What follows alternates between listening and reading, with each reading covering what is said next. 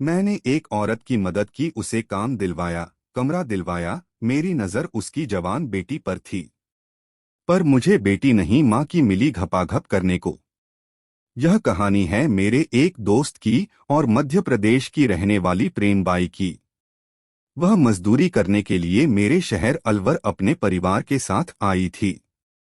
आज से 8 साल पहले मैं उन दिनों रिक्शा चलाया करता था। उस समय उसके परिवार में प्रेमबाई रंग सांवला पर बला की खूबसूरत है। उसकी बेटी संगीता 20 से 21 साल, रंग गोरा, एकदम हीरोइन जैसी। उसके बेटे गोविंद और अर्जुन। एक दिन मैं रिक्शा लेकर रेलवे स्टेशन के बाहर खड़ा था सवारी की इंतजार में। मुझे वहां प्रेमबाई मिली। वह अपने बच्चों के साथ किसी सवारी गाड़ी से उतरकर स्टेशन से निकली थी। उस समय मैं ही अकेला खड़ा था तो वह सीधी मेरे पास आई और बोली, भाई साहब, कोई कमरा मिल जाएगा क्या? हम यहाँ मजदूरी करने आए हैं। मैं, हाँ मिल जाएगा, 1500 रुपये तक में। मेरे घर के पास ही 2-3 कमरे किराए के लिए खाली थे तो मुझे पता था। प्रेमबाई, ठीक है भाई साहब, चलो। मैंने उनको कमरा दिखा दिया और मकान मालिक से बात करवा दी। उसे कमरा ठीक लगा और तुरंत 100 रुपये पेशगी देकर अपना थोड़ा बहुत सामान रख लिया वहां उसने।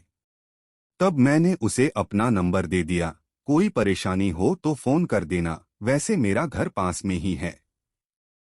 मैं वहां अकेला ही रहता हूँ। रात को प्रेमबाई का कॉल आया, भाई साहब, आपने कमरा तो दिला दिया है, आपकी बड़ी मेहरबानी। अब आप कोई काम भी दिला दो, हम नए हैं यहाँ। मैं उसको सुबह पास की ही एक मिठाई की फैक्ट्री में ले गया। वहां उसे तुरंत काम मिल गया। उसे काम पर लगाकर मैं आ गया। 1 से 2 दिन बाद मैं ऐसे ही उसका हाल जानने चला गया उसके कमरे पर। असल में मेरी नज़र उसकी बेटी संगीता की जवानी पर थी। उसने बताया कि उसने अपने पूरे परिवार को उसी फैक्ट्री में काम दिलवा दिया है।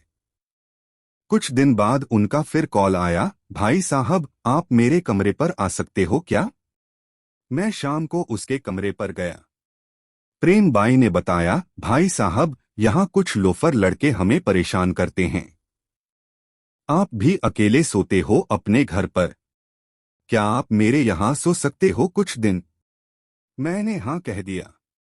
मेरा इरादा अब भी कोई गलत नहीं था। हाँ, उसकी लड़की पर दिल जरूर आ गया था। रात को खाना खाया, सब सो गए। कमरा छोटा था तो सब चिपक के सोए थे। मैं उनसे थोड़ा अलग होकर सो गया। रात को उसके लड़के गोविंद को हाथ पैर चलाने की आदत थी। जैसे तैसे मैं उस रात सो गया। सुबह वे सब काम पर चले गए। मैं भी रिक्शा लेकर काम पर चला गया। फिर रात को प्रेमबाई ने मुझे बुलाया फोन करके। तो मैं उसके कमरे पर गया और बोला, आज मैं यहाँ नहीं सो सकता। रात को गोविंद हाथ पैर चलाता है। प्रेमबाई ने आज अर्जुन और गोविंद को हमारे पाव के पास नीचे सुला दिया और ऊपर हम तीनों सो गए। मैं बीच में, मेरी एक तरफ प्रेमबाई और दूसरी तरफ संगीता सो गई।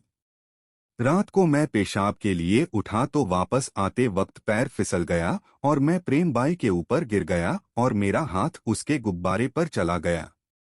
उसकी गुब्बारे छोटी छोटी लगी मुझे। मैं नींद में था। उसको संगीता समझ के मैं उसके साथ सो गया और उसकी गुब्बारे से खेलने लगा और मसलने लगा। कुछ देर मसलने के बाद मैंने उसका घाघरा ऊपर कर दिया। अब मैंने अपना हाथ उसकी आगे रख दिया जिस पर बहुत घने बाल थे। उसकी आगे में उंगली घुसाई तो उसकी आगे गीली हो चुकी थी। मैं समझ गया कि वह भी जाग रही है। अब मैंने उसकी आगे में जोर जोर से उंगली करना चालू कर दिया। वह सिसकारियां लेने लगी। प्रेमबाई, भाई साहब, अब सब्र नहीं हो रहा है, जल्दी करो, मेरी प्यास बुझा दो, मैं तड़फ रही हूं कई सालों से, आज मेरी तड़फ को शांत करो। और वह मेरी पैंट को उतारने लगी, फिर मेरे केले से खेलने लगी। मैंने अब अपना केला उसके मुंह में डाल दिया जिसको वह आराम से चूसने लगी। थोड़ी देर चूसने के बाद वह पोजीशन में आ गई। अब मैं उसकी आगे और वह मेरा केला चूसे जा रही थी। कुछ देर बाद प्रेम बाई बोली, भाई साहब अब बर्दाश्त नहीं हो रहा है, अब अपना औजार डाल दो मेरी आगे में। अब मैंने उसको लिटा दिया और अपना केला उसकी आगे पे रगड़ने लगा। प्रेम बाई सिसकारियां लेने लगी, अब मत तड़फाओ मेरी जान। अब मैंने एक झटके में पूरा केला उसकी आगे में पेल दिया। प्रेम बाई, आराम से मार दिया रे। मैं अब उसे ताबड़तोड़ पेलने लगा। प्रेम बाई भी मजे लेकर घपाघप करने लगा, मजा आ गया।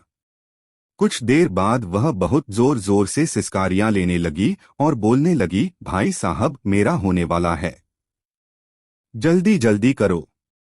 और जोर से फच फच घच घच की आवाजों से पूरा कमरा गूंज रहा था। उसके साथ साथ मैं भी झड़ गया। कुछ देर बाद हमने कपड़े पहन लिए और सो गए। सुबह संगीता मुझे देखकर मुस्कुरा रही थी। मैंने उससे पूछा, क्या हुआ? संगीता, मैंने रात को आपकी और मम्मी की घपाघप देख ली थी। अब मैं आपको मामा कहूँ या पापा?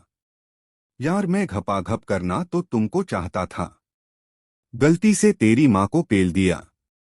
वह हंसकर चली गई। फिर वे सब काम पर चले गए। मैं भी रिक्शा लेकर काम पर चला गया।